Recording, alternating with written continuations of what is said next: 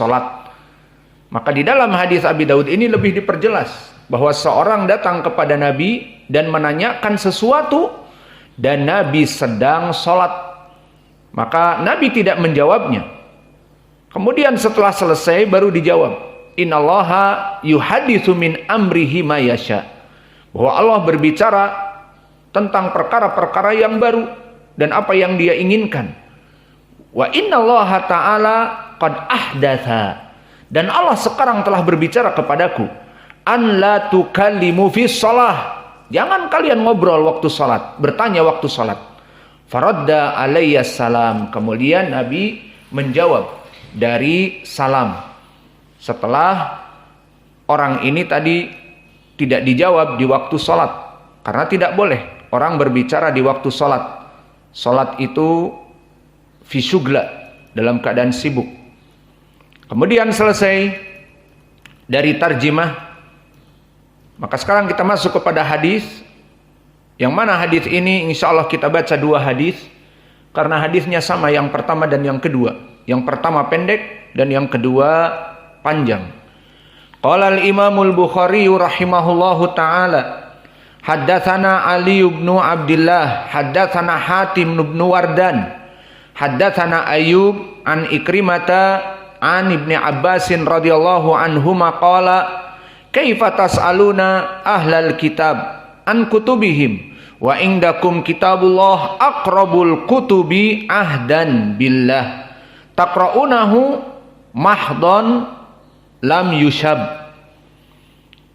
Maka hadis ini barakallahu fikum, hadis yang mauquf dari ucapan Ibni Abbas, bukan ucapan Nabi. Maka kita masuk kepada sanad dulu. Haddatsana Ali ibni Abdullah. Siapa Ali ibni Abdullah? Ali ibni Abdullah Al-Madini, gurunya Imam Al-Bukhari yang digelari dengan Hayatul Wadi, ular derik padang pasir yang menakutkan. Menakutkan karena apa? Karena ilmunya. Maka dulu Imam Al-Bukhari merasa ketar-ketir duduk di majelis Ali Ibni Abdullah Al-Madini. Bukan ketar-ketir karena dia ular padang pasir, tetapi ilmunya. Maka Imam Al-Bukhari ilmunya sangat tinggi di ilmu hadis, hafalannya sangat banyak dan cerdas. Setiap dia mengambil guru, bisa jadi gurunya itu tidak ada apa-apanya dibanding ilmu Al-Bukhari. Mempunyai 1000 guru. Dan kadang-kadang dari gurunya Imam Al-Bukhari hanya meriwayatkan mengambil ilmu hadis, tapi ilmunya jauh dibanding Imam Al-Bukhari. Maka itu kebiasaan Imam Al-Bukhari kepada gurunya, sehingga gurunya tidak menakutkannya. Namun di sini dia mengatakan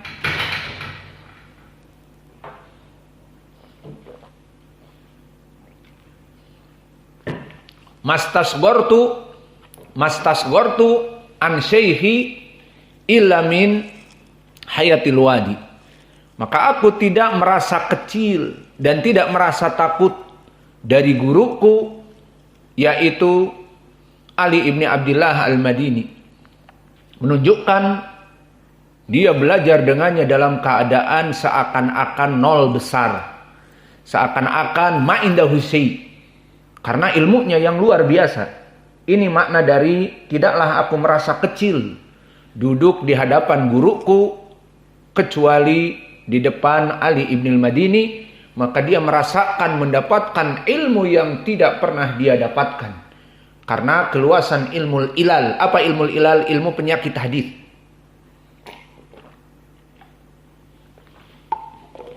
Maka inilah Ali ibn Abdullah Al-Madini. Dan Ali ibn Abdullah Al-Madini dari mana dia? Al-Basri, dari Basrah.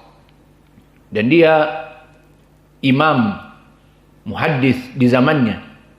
Maka berkata Al-Ukaili, dan Al-Ukaili dari zaman Imam Al-Bukhari, termasuk dari bawahnya, dari murid-muridnya. Hadithuhu mustaqim, bahwa hadis-hadisnya Ali ibn al-Madini mustaqim, jelas, lurus, benar. Dan berkata Abu Hatim Ar-Razi. Siapa Abu Hatim? Minal mutasyaddidin aula, dari orang-orang yang mutasyaddidin di dalam jarah, maka jika memuji dipegang ucapannya. Dan di sini dia memuji Ali ibn al-Madini. Abu Hatim Ar-Razi berkata, alimun au alima finnas fi ma'rifatil hadis wal ilal, bahwa dia seorang alim dan mengajari manusia pelajaran yang tidak mudah. Apa? Pengetahuan tentang penyakit ilmu hadis. Maka dia dokternya hadis. Dan begitupun Abu Daud As-Sijistani Mu'tadil, a'lamu bi ikhtilafil hadis min Ahmad, bahwa Ali ibn al-Madini lebih kuat ilmunya dari permasalahan penyakit hadis dari Imam Ahmad. Jelas. Dan berkata pula Ali ibn al-Madini, khairun min asrati alaf mithla asyadakuni. Dan ini dinamakan dengan tad'if nisbi, bahwa dia lebih baik daripada 10.000 seperti asyadakuni.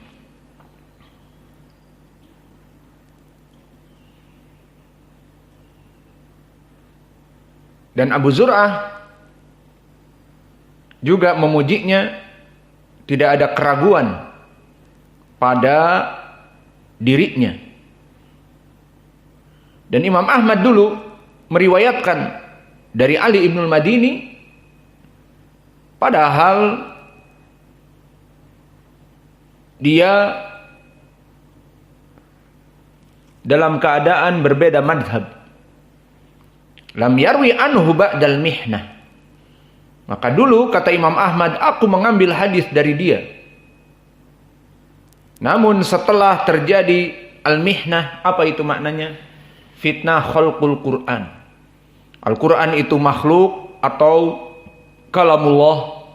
Maka fitnah di zaman itu membuat sebagian ulama merasa kesempitan, karena kalau tidak berkata Al-Quran itu adalah makhluk, dipenjara, dipukul. Maka pada zaman itu zaman fitnah. Imam Ahmad tegar mengatakan Al-Quran kalamullah, bukan makhluk. Sebagian ulama tidak sabar dengan penderitaan yang ada, dan diantaranya Ali ibn al-Madini. Maka dia di saat ditanya di depan manusia bagaimana Al-Quran, dia mencari selamat. Al-Quran makhluk, bukan kalamullah. Maka akhirnya Imam Ahmad tidak meriwayatkan setelah itu dari Ali ibn al-Madini. Dan jika dia meriwayatkan, dia tidak menjaharkan namanya. Kana yaqulu haddatsana rajul summa taraka haditsahu ba'da dzalik. Maka Imam Ali ibn al-Madini tidak menyebutkan dia meriwayatkan dari Ali ibn al-Madini. Dulu Imam Ahmad tidak mengatakan aku meriwayatkan dari Ali ibn al-Madini setelah fitnah, agar orang tidak bangga dengan apa yang diperbuat oleh Ali ibn al-Madini. Maka dia hanya meriwayatkan haddatsani rajul. Makna rajul ay Ali ibn al-Madini. Lakin hada ba'dal mihnah. Maka itulah keadaan setelah fitnah khalqul Quran. Maka para ulama jelas siapa yang mengatakan Al-Quran makhluk dan siapa yang mengatakan Al-Quran kalamullah. Namun Abu Zur'ah mengatakan la yartabu fi sidqihi, taraka riwayah anhu min ajlil mihnah. Maka tidak diragukan tentang kebenaran yang ada pada Ali ibn al-Madini. Ditinggalkan Ali ibn al-Madini oleh Imam Ahmad dikarenakan fitnah Al-Quran.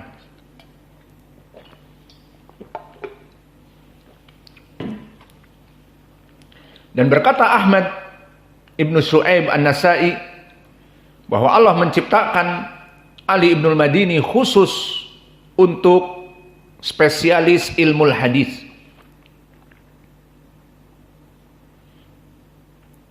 Namun yang membuat dia menjadi turun pamornya dikarenakan permasalahan al-mihnah, bahwa dia mengatakan Al-Quran makhluk, sehingga banyak dari para ahli sunnah yang kecewa. Adapun dia thiqatun ma'mun dari ulama a'immah ad-dunya. Dan berkata Ad-Daruqutni minal hufadz, dia dari orang-orang yang hafidh. Dan bagaimana Sufyan Ats-Tsauri, Sufyan ibnu Uyainah, yang merupakan gurunya dari Ali ibnul Madini, maka dia dengan waroknya dan dengan zuhudnya dan dengan tawadhu'nya mengatakan, laqad kuntu ata'allamu minhu aktsar mimma yata'allamu minni. Maka Ali ibnul Madini yang dohirnya di Tabaqah yang ke-9 mendekati ke-10 itu berguru kepada Sufyan ibnu Uyainah. Dan Sufyan ibnu Uyainah mengatakan, aku yang paling banyak mengambil istifadah dari Ali ibnul Madini daripada dia mengambil dariku. Maka Ali ibnul Madini datang ke tempatnya Sufyan ibnu Uyainah untuk belajar. Seperti kita di sini di ma'had. Dan sistemnya talaki, bukan kelas-kelas. Maka di sini Ali ibnul Madini belajar dengan Sufyan, dan Sufyan juga bertanya dari perkara-perkara kepada muridnya. Maka dengan penuh ketawaduan mengatakan Sufyan ibnu Uyainah, imam di zamannya, laqad kuntu ata'allamu minhu aktsar mimma yata'allamu minni, bahwa aku banyak mengambil daripadanya daripada dia datang berguru kepadaku mengambil dariku. Ini adalah akhlak yang bisa kita ambil dari para ulama. Maka lihat, kita sekarang memberikan kepada kalian biodata and biography dari bagaimana para salaf terdahulu, dari ilmu, dari akhlak. Maka apa faedahnya antum mengikuti akhlak para ulama ini? Sehingga antum kelak menjadi seorang dai kepada Allah dengan penuh akhlak, tidak arogan, tidak sombong, menganggap murid-muridnya itu bagaikan binatang ataupun bagaikan serangga. Tidak. Tetapi dimuliakan murid-muridnya. Karena murid-muridnya ini adalah penyebab dia menjadi baik, sebaik-baiknya dari kaum muslimin. Mana dalilnya? Di hadis Utsman. Berkata Rasulullah sallallahu alaihi wasallam, khairukum man ta'allamal Qur'ana wa 'allamahu. Maknanya, sebaik-baik kalian di sisi Allah wahai kaum muslimin adalah dua orang yang saling gayung bersambut. Man ta'allamal Qur'an, barang siapa di antara kalian yang menuntut ilmu Al-Qur'an, hadis, apa saja, pokoknya menuntut ilmu agama sebagai murid maksudnya. Dan wa'alamahu, dan yang sebagai guru. Maka di sini antara murid dengan guru saling melengkapi. Antum sebagai murid ingin belajar tapi tidak mempunyai guru, mencari kesana kesini tidak ada guru, maka tidak jadi menjadi sebaik-baiknya muslim. Iya apa tidak? Kebalikannya, ada guru, guru ingin mengajar, tidak ada murid, akhirnya ilmu yang ada pada dia tidak bisa ditransferkan. Maka dia pun tidak bisa masuk kepada hadis sebaik-baiknya muslim dari kalian yang mengajar. Mana murid kalian? Tidak ada. Ilmu ada tapi murid tidak ada. Tidak bisa mentransfer ilmu. Tidak termasuk kepada sebaik-baiknya dari kaum muslimin. Maka sebaik-baiknya kaum muslimin terjadi simbiosis mutualisme antara guru dengan murid. Maka antara guru dengan murid adalah perkara yang sangat baik hubungannya. Maka jangan masuk kepadanya syaitan, karena syaitan memang ingin memisahkan antara guru dengan murid. Ada kesalahpahaman antara guru dengan murid, orang tuanya berlapang dada. Jangan terkena fitnah dari ucapan anaknya, misalnya dia dipukul padahal tidak dipukul, ataupun dia dicemoohkan padahal tidak dicemoohkan, atau gurunya pun yang terlalu keras dan terlalu manja. Aku disakit hati oleh muridku, padahal muridnya biasa, tidak menyakiti hatinya. Yang jelas syaitan di sini berusaha untuk menjauhkan antara murid dengan guru dan guru dengan muridnya, karena hubungan ini yang menyebabkan dia antara murid dengan guru menjadi orang terbaik dari kalangan muslimin. Maka sekarang apa yang kita hubungkan sekarang oleh Allah antara guru saya dengan murid, dengan belajar ini kita menjadi lebih tinggi dari kaum muslimin yang lain. Sesuai hadis, khairukum. Apa maknanya? Sebaik-baiknya kalian. Di saat apa? Menuntut ilmu. Dari murid menuntut, mengambil ilmu dari gurunya, dan dari gurunya mentransfer ilmu kepada murid-muridnya. Dan dimanapun berada, mereka orang-orang yang mengajari Al-Quran, terutama lafadznya Al-Quran, man ta'allama Al-Quran wa 'allamahu, maka orang-orang pengajar Al-Quran dengan muridnya meskipun mengajari tasmi', maka kalian yang mengajari tasmi' untuk santri-santri yang muda, semangat, jangan malas, jangan tidur terus, semangat. Karena apa? Pada saat itu kalian menjadi orang terbaik. Man ta'allama